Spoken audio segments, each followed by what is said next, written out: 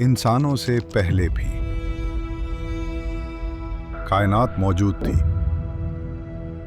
आसमान बन चुके थे, जमीन तैयार हो चुकी थी। फिर अल्लाह ने एक फैसले का ऐलान फरमाया, जमीन के लिए एक नई मखलूक जो जमीन पर रहेगी और अपने इख्तियार से अमल करेगी। अल्लाह ने फरिश्तों से फरमाया, मैं जमीन में एक खलीफा बनाने वाला हूं। उन्होंने कहा, क्या आप जमीन में ऐसी मखलूक रखेंगे जो फसाद फैलाएगी और खून बहाएगी? अल्लाह ने उनकी बात को रद्द नहीं किया, बल्कि फरमाया, मैं वो जानता हूं जो तुम नहीं जानते। यहां कुछ सवाल पैदा होते हैं। इंसानों के बारे में वो क्या था जो अल्लाह जानता था और फरिश्ते नहीं जानते थे? कुरान इसकी तफसील बयान नहीं करता। कोई सही हदीस इसे वाज़े नहीं करती। हम यकीन से नहीं जानते कि अल्लाह क्या जानता था। अब एक और सवाल सामने आता है, अगर फरिश्तों के पास गैब का मुस्तकिल इल्म नहीं, तो वो कैसे जानते थे कि इंसान फसाद करेगा और खून बहाएगा? कुरान इसकी मुकम्मल वजाहत नहीं करता, लेकिन उलमा ने कुछ मुमकिना बातें बयान की हैं। कुछ कहते हैं कि फरिश्तों ने पहले ऐसी मखलूक देखी थी जैसे जिन, जो ज़मीन पर रहे और फसाद किया। और कुछ कहते हैं कि अल्लाह ने उन्हें इस मखलूक की फितरत पहले ही बताई। इससे आगे हम ज़्यादा नहीं जानते। अब एक और सवाल पैदा होता है, इंसान को पैदा क्यों किया गया? क्या अल्लाह को किसी नई मखलूक की ज़रूरत थी? क्या इंसान अल्लाह के लिए किसी कमी को पूरा करता है? कुरान इसका जवाब नहीं देता। कोई आयत अल्लाह की नीयत बयान नहीं करती। और ये बात वाज़े है, हम नहीं जानते कि अल्लाह ने इंसान को क्यों पैदा किया। लेकिन अगर नीयत मालूम नहीं तो मकसद ज़रूर मालूम है। अल्लाह फरमाता है, मैंने जिन्नों और इंसानों को सिर्फ इसलिए पैदा किया कि वो मेरी इबादत करें। इसका मतलब ये नहीं कि अल्लाह को इबादत की ज़रूरत है। इबादत अल्लाह के लिए नहीं, इंसानों के लिए है। लेकिन अगर मकसद इबादत ही था तो फरिश्ते पहले से ही इबादत करते थे। वो नाफरमानी भी नहीं करते।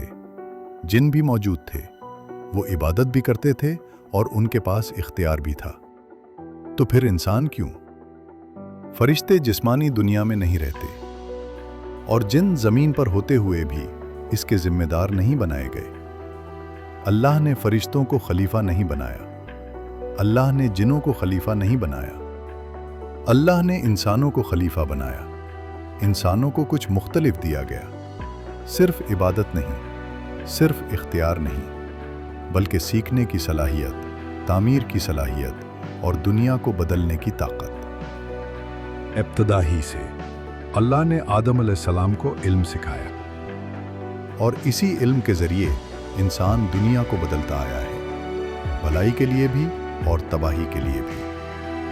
यही इंसान का असल इम्तिहान है। सिर्फ ये नहीं कि वो हुक्म मानता है या नहीं, बल्कि ये कि जो कुछ इसे दिया गया वो इसे कैसे इस्तेमाल करता है। इसका इल्म, इसका इख्तियार और ज़मीन पर इसकी ताकत। और ये इम्तिहान किसी कौम से शुरू नहीं हुआ, किसी तहजीब से नहीं। ये शुरू हुआ एक इंसान से, आदम अलैहिस्सलाम। कुरान उनकी कहानी की शुरुआत पर खामोश नहीं है। आदम अलैहिस्सलाम आज के इंसानों की तरह पैदा नहीं किए गए। उनकी पैदाइश सोची समझी थी और मरहलों में हुई। कुरान हमें बताता है कि आदम अलैहिस्सलाम ज़मीन से पैदा किए गए, गर्द से, मिट्टी से, पानी मिली मिट्टी से। मुख्तलिफ आयात में मुख्तलिफ अल्फाज आए हैं। ये तज़ाद नहीं, ये मराहिल हैं। ज़मीन को पानी के साथ मिलाया गया, मिट्टी बनी, फिर एक जिस्म बनाया गया। ये जिस्म ज़मीन पर ही तैयार किया गया। उस वक्त ये जिस्म जिंदा नहीं था, ना हरकत थी, ना शऊर था, ना रूह थी। कुछ रिवायात में आता है कि ये जिस्म कुछ वक्त तक इसी हालत में ज़मीन पर रहा। कितना वक्त? कुरान नहीं बताता और कोई सही हदीस इसकी तस्दीक नहीं करती। अहम बात यह है, जिस्म बनने और जिंदगी मिलने के दरमियान एक वक्फा था। फिर वो लम्हा आया जिसने इंसान को हर मखलूक से अलग कर दिया। अल्लाह ने उसमें अपनी रूह फूंकी। ये अल्लाह का हिस्सा नहीं था, बल्कि अल्लाह की पैदा की हुई रूह थी, और आदम अलैहिस्सलाम जिंदा हो गए। यही इंसान की हकीकत है, जिस्म जमीन से, रूह अल्लाह की तरफ से। दिलचस्प बात यह है कि आज की साइंस भी मानती है कि इंसानी जिस्म मरहलावार तैयार हुआ और शऊर बाद में जाहिर हुआ। पहले शक्ल, फिर जिंदगी।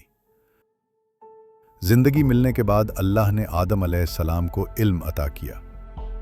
कुरान कहता है कि अल्लाह ने आदम अलैहिस्सलाम को तमाम चीज़ों के नाम सिखाए। फिर अल्लाह ने ये इल्म फरिश्तों के सामने रखा। वो जवाब न दे सके। उन्होंने कहा, तू पाक है, हमें वही इल्म है जो तूने हमें सिखाया। फिर आदम अलैहिस्सलाम से पूछा गया और उन्होंने जवाब दिया। यहाँ एक बात तय हो गई, इंसान इल्म वाली मखलूक होगी। फिर अल्लाह ने फरिश्तों को हुक्म दिया कि वो सजदा करें। ये इबादत का सजदा नहीं था, ये एहतराम का सजदा था, और सब ने इताअत की, सब ने, सिवाय एक के, इब्लीस। उसने इनकार किया, इसलिए नहीं कि वो अल्लाह को नहीं मानता था, बल्कि इसलिए कि वो खुद को बड़ा समझता था। उसने कहा, मैं इससे बेहतर हूं। तूने मुझे आग से बनाया और उसे मिट्टी से। यही वो लम्हा है जहां से इंसानी कहानी वाकई शुरू होती है।